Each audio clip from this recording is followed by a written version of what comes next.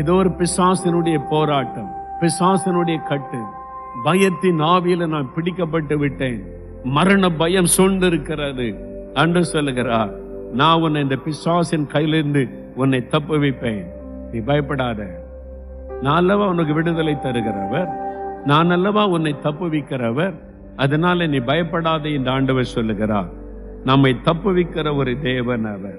பொல்லாத மனிதர்கள் நமக்கு விரோதமாக எழும்புவார்கள். நம்ம வாழ்கிற நாட்கள் கடைசி கால கொடிதான காலம். நம்மை சுற்றிலும் பொறாமை கொண்ட மக்களும் பொல்லாத இருதயம் கொண்ட மக்களும் நம்ம வசிக்கிற இடத்துல இருப்பாங்க, நீங்க வேலை செய்கிற இடத்துல இருப்பாங்க, நீங்க பிசினஸ் பண்ணுகிற இடத்துல இருப்பாங்க, நீங்க ஊழியம் செய்கிற இடத்துல இருப்பாங்க. இவன் எப்பொழுது அழிவான், இவள் எப்பொழுது அழிவாள் என்று பார்த்து கொண்டே இருப்பாங்க.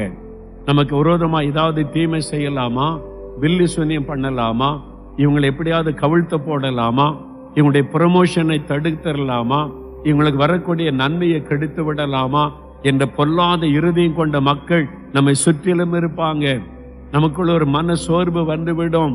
இப்படியெல்லாம் எங்களை படாத பாடுபடுத்துறாங்களே, இவங்க கையிலிருந்து என்னால தப்ப முடியுமா என்பதாக. தானியேல் 6ஆம் அதிகாரத்தை வாசித்து பாருங்க.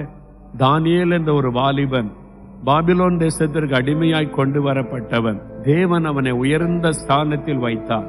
அவனுக்கு நல்ல ஞானம் கொடுத்து திறமை கொடுத்து அவன் உண்மை உள்ளவனாய் இருந்ததுனால மேலும் மேலும் கர்த்தர் அவனை உயர்த்தி கொண்டே வந்தார். அவனுடைய உயர்வை பார்த்த அவன் கூட இருந்த வேலை செய்த அதிகாரிகள் அவன் மேல பொறாமை கொண்டார்கள்.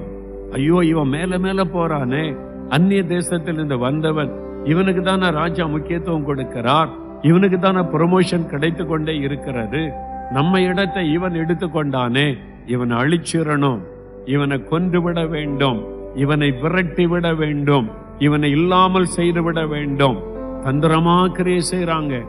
ஒரு சட்டத்தை இயற்றி தந்திரமாய் ராஜா கிட்ட கையெழுத்து வாங்கி தானியேலை சிங்க கபியில போடுறாங்க.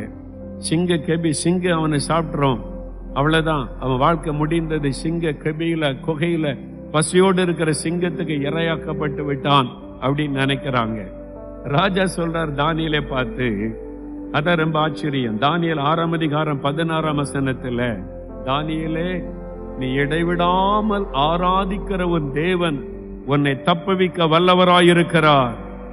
அல்லேலூயா. இவர்கள் உனக்கு விரோதமாய் பொறாமையோடு எழும்பலாம், உன்னை சிங்க கபியிலே போடும்படியான சட்டத்தை கூட இயற்றலாம், ஒருவேளை சிங்கத்தின் அந்த குகையினுடைய வாசலை திறக்கலாம், உன்னை சிங்கத்துக்கு மத்தியிலே கீழே போடலாம். ஆனால் நீ இடைவிடாமல் ஆராதிக்கிற ஒரு தேவன், நீ நம்பி இருக்கிற தேவன், உன்னை உயர்த்தி வைத்திருக்கிற தேவன், அவர் உன்னை தப்புவிக்க வல்லமை உள்ளவர். ஒரு ராஜா தானியேலை தைரியப்படுத்துகிறார்.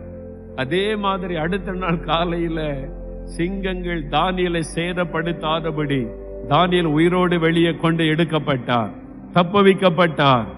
தானியேலை தப்புவித்த தேவன் உங்களையும் தப்புவிப்பார். உங்களை சுற்றில சிங்கங்கள் பட்சிக்கும்படி பீறி கொண்டு வரலாம், கர்ஜித்து கொண்டு வரலாம். ஆனா யூதா கோத்திரத்தின் சிங்கம் ஆண்டவர் இயேசு கிறிஸ்து உங்களுக்கு துணையாய் நின்று கொண்டிருக்கிறார். ஒருவரும் உங்களை சேதப்படுத்த முடியாதபடி, ஒருவரும் உங்களை அழித்து விட முடியாதபடி அவர் உங்களை தப்புவிக்க வல்லமை உள்ள ஒரு தேவன். அவர் உங்களை தப்புவிப்பார். என் ஆபத்து வேண்டுமானாலும் வரட்டும், எத்தனை பொல்லாத மனிதர்கள் எழும்பட்டும், என்ன தீங்கு வேண்டுமானாலும் செய்ய முயற்சிக்கட்டும், கர்த்தர் உங்களை தப்புவிக்க வல்லவர்.